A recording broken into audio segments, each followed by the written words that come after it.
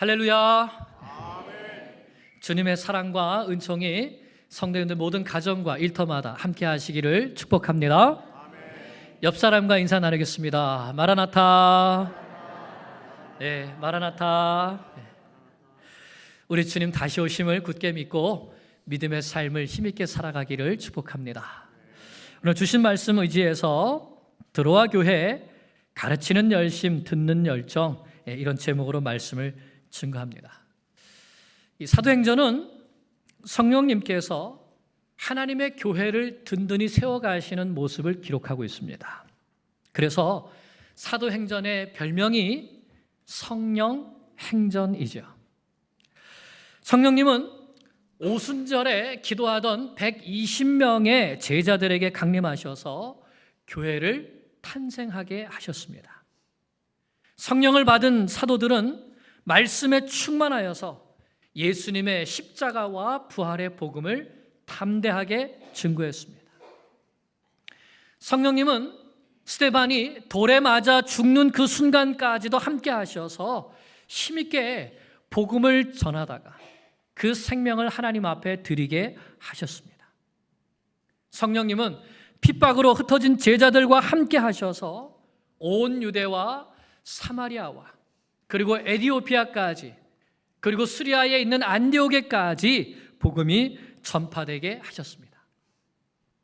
바울과 바나바는 말씀과 기도로 안디옥 교회를 제자 삼는 교회, 구제하는 교회, 기도하는 교회가 되게 했고, 성령께서는 바울과 바나바를 따로 택해서 세우심을 통해서 선교하는 교회로 세워주셨습니다. 교회를 세우시고 교회를 이끌어 가시는 분은 성령님이십니다. 그러므로 우리도 성령님을 의지하여서 기도하고 성령님의 인도하심을 따라가며 순종할 때에 하나님께서 원하시는 교회, 하나님께서 기뻐하시는 교회가 될 줄로 믿습니다. 아멘. 우리 교회가 성령으로 충만한 교회가 되기를 간절히 축원합니다. 그동안 우리는 사도 바울의 3차 전도 여행을 살펴보고 있었습니다. 바울은 3차 전도 여행을 떠나기 전에 제자 중심, 말씀 중심의 사역을 하기로 다짐했습니다. 1차 전도 여행 때 바울은 복음 전도의 열정이 충만했죠. 가는 곳마다 유대인의 회당을 먼저 찾아 들어가서 그곳에서 예수님의 십자가와 부활을 증거하며 이 예수님이 바로 하나님의 아들이시고 메시아 그리스도이신 것을 증거했습니다. 그러다 보니 유대인들과 많이 싸우기도 했고, 그래서 많이 맞기도 하고 늘 위험이 있었습니다. 2차 전도 여행 때는 자신이 복음 전도할 계획을 짰는데 그 계획대로 일정이 진행되지 않았습니다. 누가 막으셨습니까? 성령님께서 막으셨죠. 그리고 유럽 쪽으로 전도의 문을 여셔서 유럽에 있는 교회들, 빌립보 교회, 데살로니가 교회, 베레아 교회, 그리고 아덴에서 고린도에서 복음을 증거하며 교회들을 개척하게 하셨죠. 하지만 고린도에서 유대인들이 큰 반대가 있어서 바울은 큰 두려움에 빠집니다. 그런데 그때 주님께서 환상 가운데 바울에게 나타나셔서 이렇게 말씀해 주셨습니다. 18장 9절 10절 말씀, 사도행전 18장 9절 10절 말씀을 봅니다.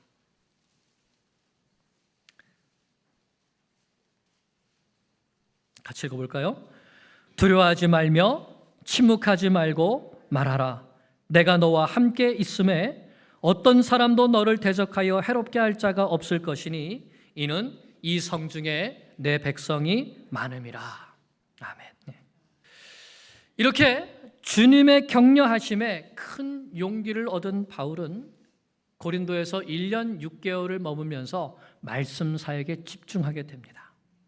그리고 이를 통해서 3차 전도여행을 가게 될 때는 이제는 내가 말씀 중심으로 사역하리라, 제자 중심으로 사역하리라, 이렇게 방향을 잡게 되었죠.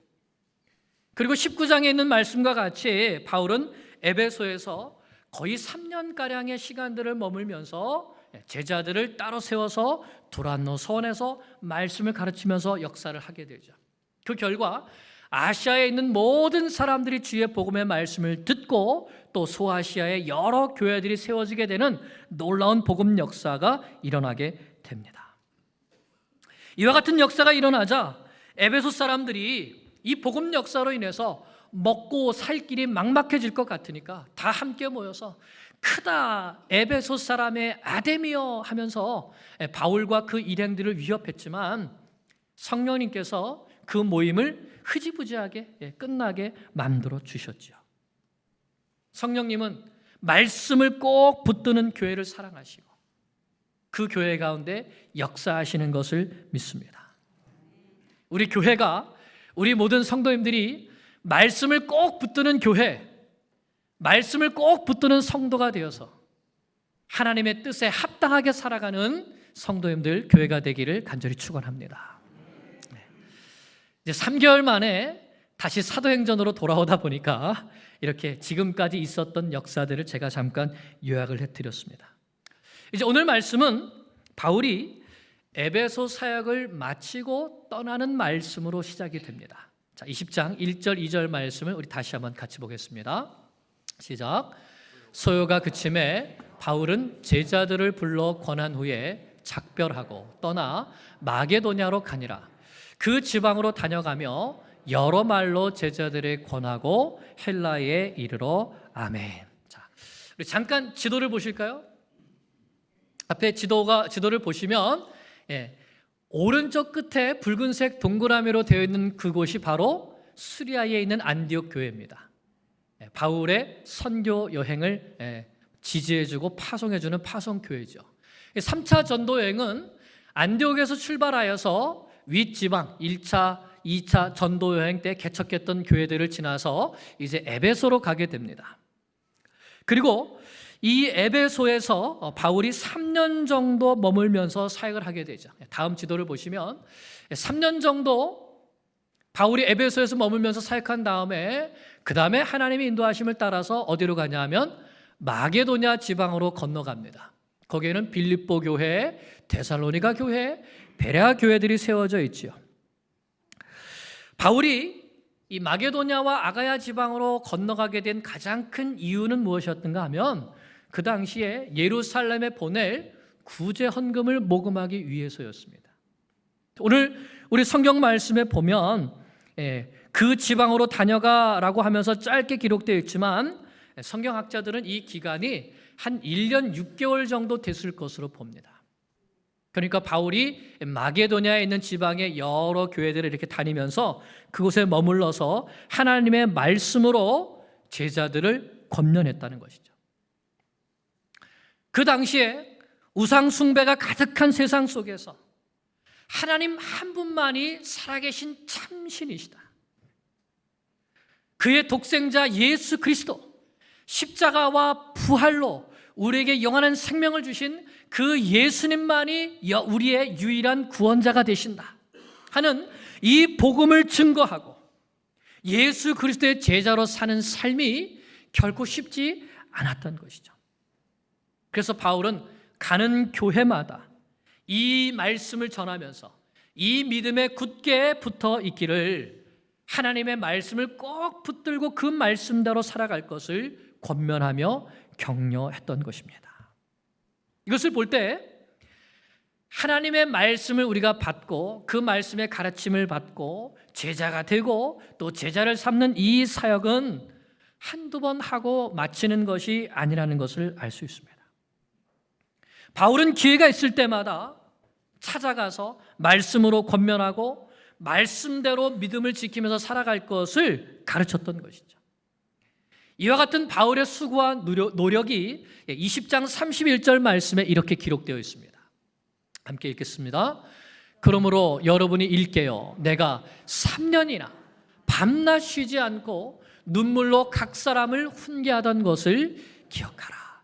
여기에 바울이 에베소에서 어떻게 사역했었는지, 그가 가는 교회마다 어떻게 했었는지, 하나님의 말씀을 가르치고 전파하면서 여러분 이 말씀을 꼭 붙들고 이 말씀대로 살아가십시오라고 권면했다는 것입니다. 이어지는 32절을 볼까요? 이렇게 말씀합니다. 시작. 지금 내가 여러분을 주와 및 그 은혜의 말씀에 부탁하노니 그 말씀이 여러분을 능히 든든히 세우사 거룩하게 하심을 입은 모든 자 가운데 기업이 있게 하시리라. 아멘. 하나님의 말씀만이 그리스도의 제자들을 굳게 세우고 굳게 붙들어서 하나님 나라에서 기업을 얻을 수 있도록 믿음의 길을 온전하게 달려갈 수 있게 해준다는 믿음이 바울에게 있었던 것입니다. 하나님의 말씀, 생명의 복음이 우리에게 구원을 줄 뿐만 아니라 그 말씀이 우리의 구원을 온전히 이루어서 하나님 앞에 상급을 받게 한다는 것이죠. 그러므로 오늘 우리도 무엇을 붙들어야 될까요? 하나님의 말씀을 붙들어야 되는 것입니다. 여러분, 요즘 하늘을 보시면서 무슨 생각을 하시나요? 아, 가을이다. 날씨가 참 좋다. 뭐 하기 좋은 계절이다? 놀러 가기 좋은 계절이다가 아니라 뭐 하기 좋은 계절이요?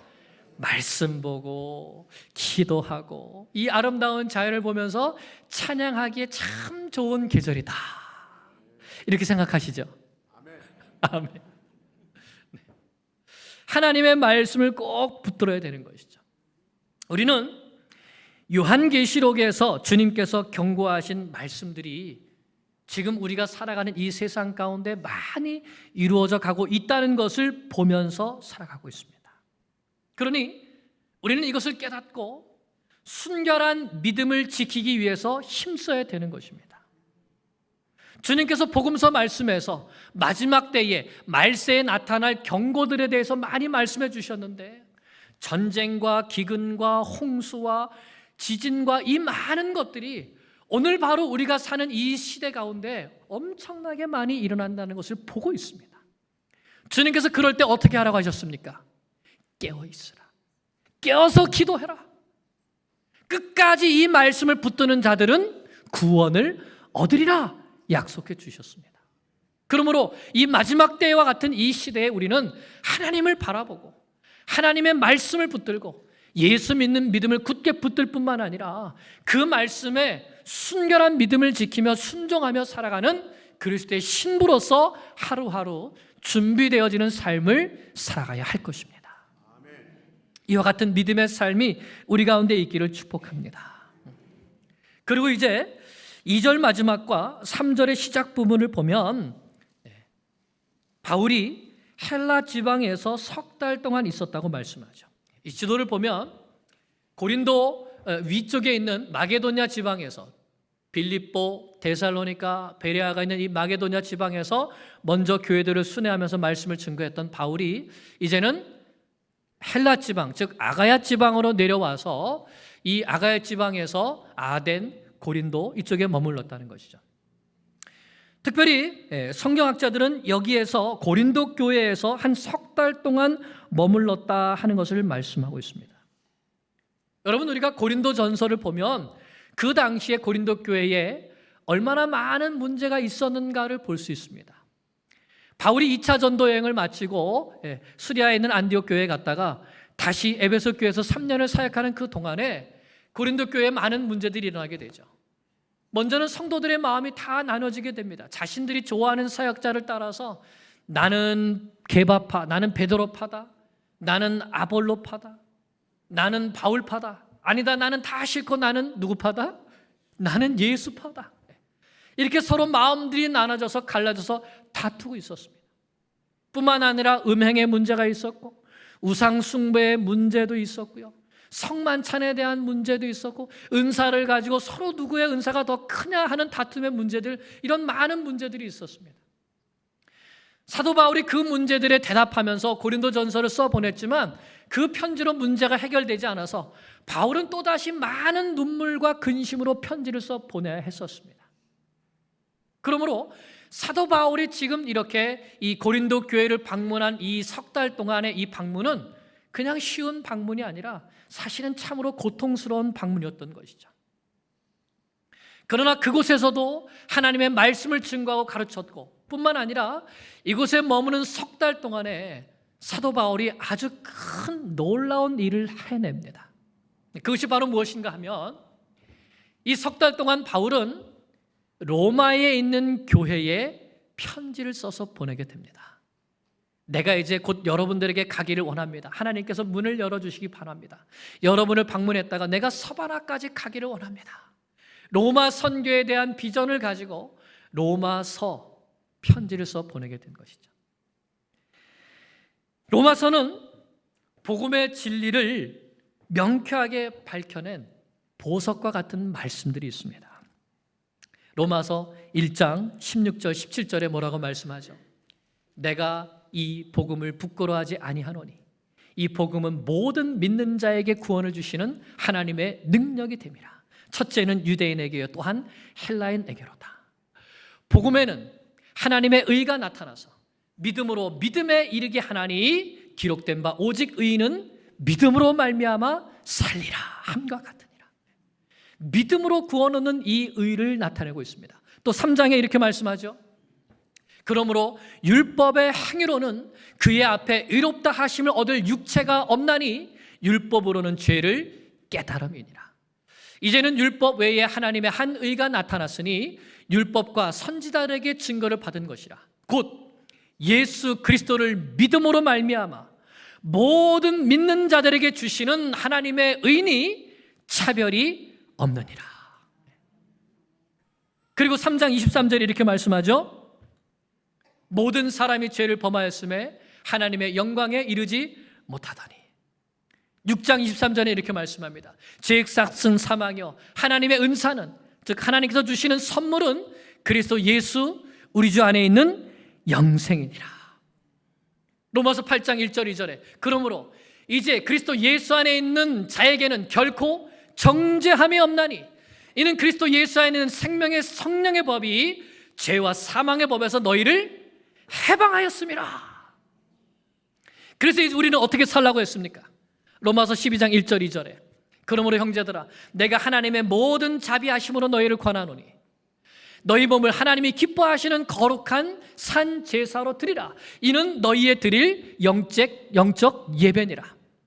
너희는 이 세대를 본받지 말고 오직 마음을 새롭게 함으로 변화를 받아 하나님의 선하시고 기뻐하시고 온전하신 뜻이 무엇인지 분별하도록 하라. 그리고 하나님께서 주신 은사를 따라서 믿음으로 살아가라. 평강의 주 예수 그리스도께서 사탄을 속히 너희 발 아래 밟으시리라. 아멘.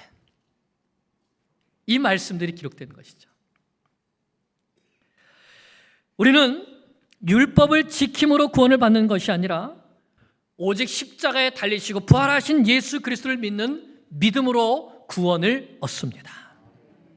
또한 예수님을 믿고 구원받은 성도들은 우리 몸을 하나님이 기뻐하시는 거룩한 산 예배로 드려야 하는 것이죠. 믿음과 행함은 서로 동떨어져 있는 것이 아닙니다.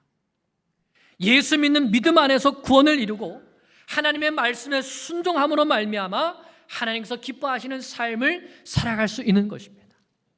그러므로 예수 믿는 믿음과 하나님의 말씀에 순종하는 행함이 우리 모든 믿음의 성도들 사이에 나타나야 되는 것이죠.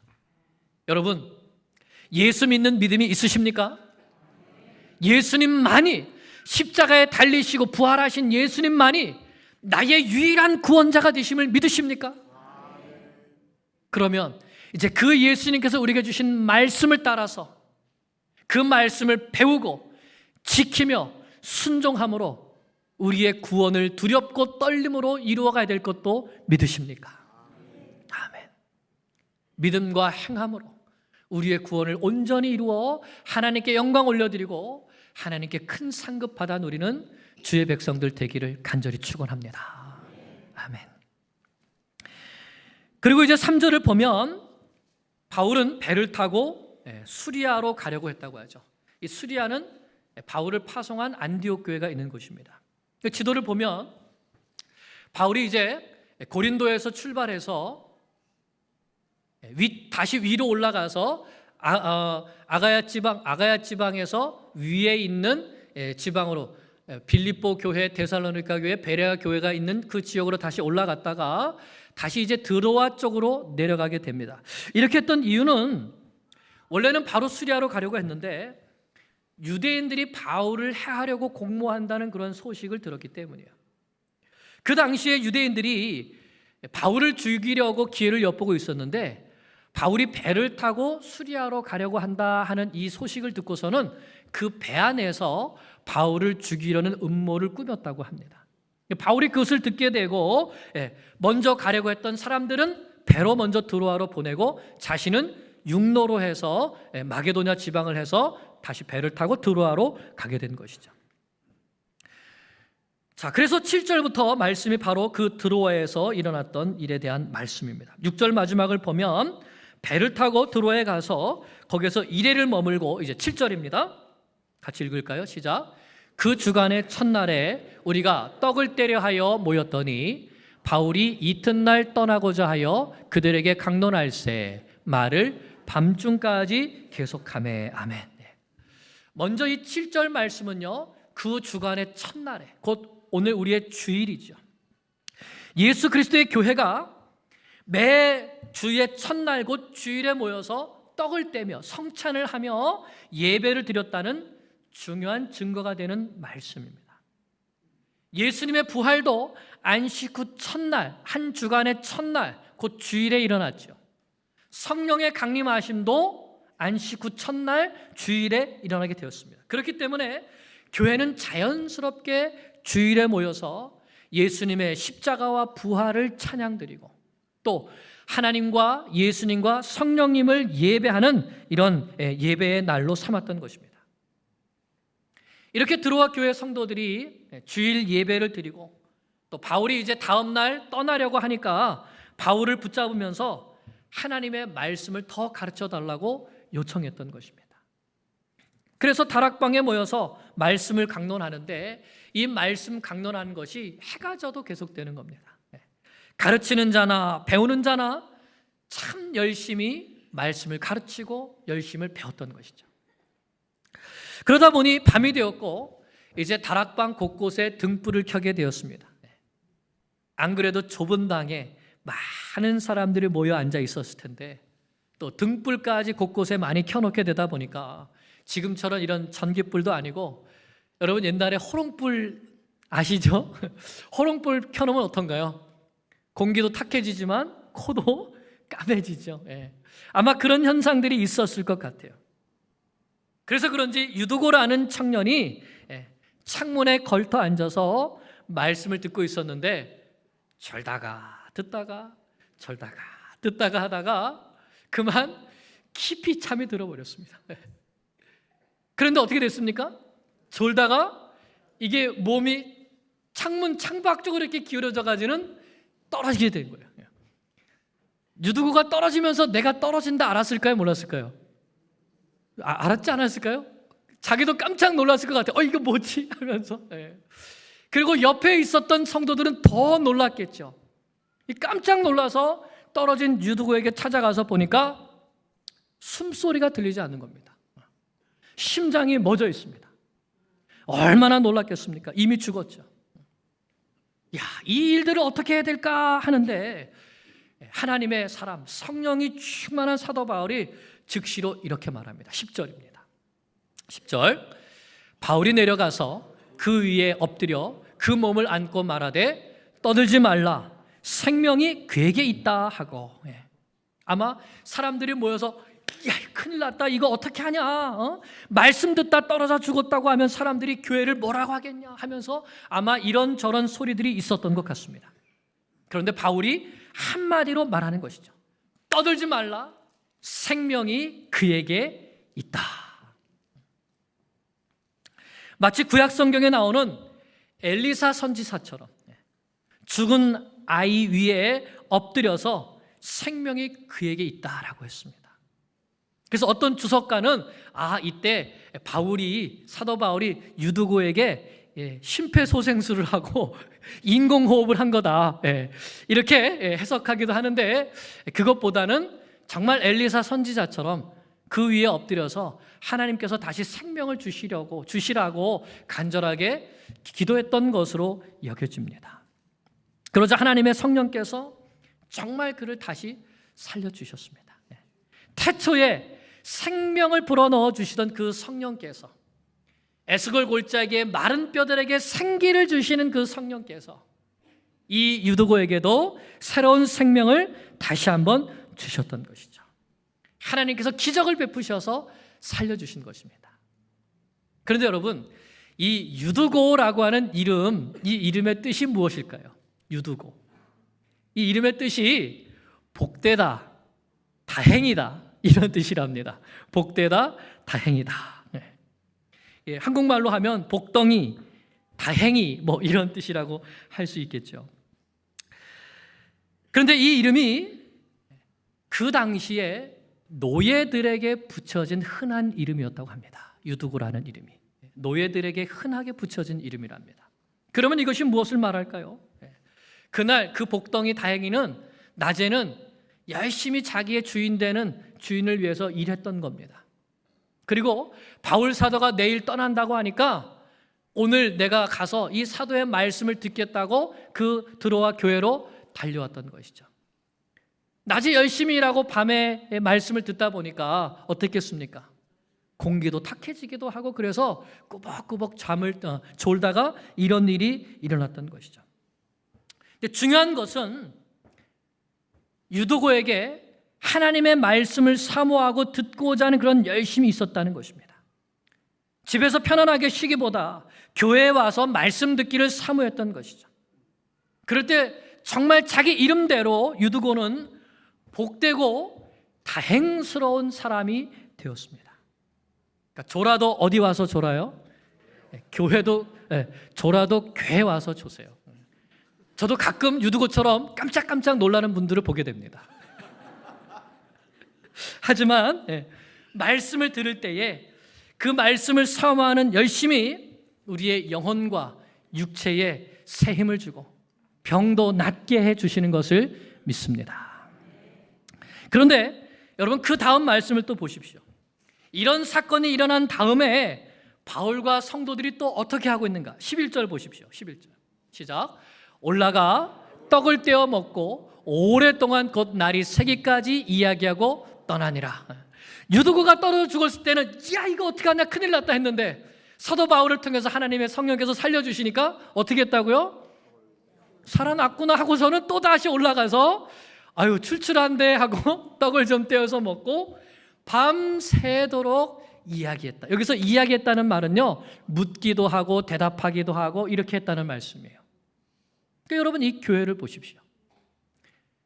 주일에 모여서 성찬을 하고 설교의 말씀을 듣고 또 말씀 강론을 하다가 떡을 떼어 먹고 밤이 새도록 하나님의 말씀을 주고받고 하는 이 모습이 바로 있습니다. 정말 사도 바울의 가르치려고 하는 이 열심도 대단하고 드로아 교회 성도들의 배우려는 열정도 대단합니다. 방금 전에 이런 큰일이 있었는데 그것에도 아랑곳하지 않고 하나님의 말씀을 배우는 것에 집중했던 것이죠. 그래서 무엇보다 교회에 큰 어려움을 가지고 올 수 있었던 이 유두고 사건이 오히려 하나님이 살아계시고 예수 그리스도께서 생명의 구주가 되신다는 것을 증거하는 큰 은혜의 사건이 될 수 있었던 것입니다. 이 일을 통해서 드로아 교회는 큰 위로를 받았다고 합니다. 하나님의 말씀이 넘치는 곳에 기적이 나타나고 큰 위로가 넘치게 되는 것을 믿습니다. 그런 교회가 세상 가운데 우뚝 높임을 받게 되는 것을 믿습니다. 왜 그럴까요? 하나님은 그런 교회를 통해서 구원의 역사를, 복음 전도의 역사를 이루시기 원하기 때문입니다. 말씀의 사람들이 되십시오. 부지런히 가르치고 부지런히 배우는 사람들이 되십시오. 큰 위로를 얻었다고 했습니다. 무슨 위로를 얻었을까요? 이 드로아 교회 성도님들이 다음에 유두고를 만나면 뭐라 그랬을까요? 어이, 그 3층에서 떨어졌던 청년 요즘 괜찮나? 아니면 바울 사도의 말씀이 그렇게 설교가 그렇게 졸립던가? 하든지. 그런데 그것이 아니라 하나님의 말씀을 간절히 사모했던 청년, 하나님의 사랑을 체험한 청년, 하나님의 교회는 성령님께서 지켜주시고 보호하신다는 것을 경험하게 해준 청년, 교회에 어려움을 준 것이 아니라 교회에 큰 은혜와 위로를 준 청년으로 기억했다는 것입니다. 사랑하는 여러분, 나는 하나님의 교회에서 어떤 사람으로 기억되고 싶습니까?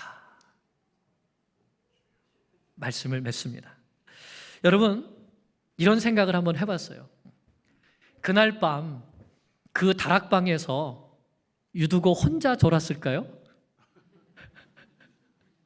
그 상황을 보면 그렇지 않았을 것 같습니다. 밤은 점점 깊어가고 밤새도록 말씀을 전하는데 불은 타고 있고 공기도 탁하고 아마 여기저기서 많은 분들이 졸았을 겁니다.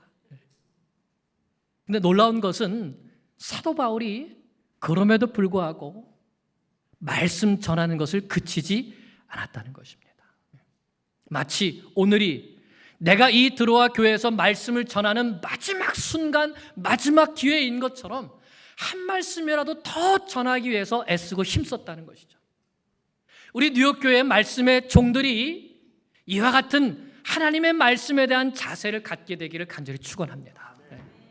우리 목회자들이, 우리 장로님들이, 우리 구역장님들이, 우리 교사 선생님들이, 무엇보다 우리 제자 훈련에 열심인 우리 목자들이 이와 같은 심정으로 말씀을 가르치는 목자가 되기를 축복합니다.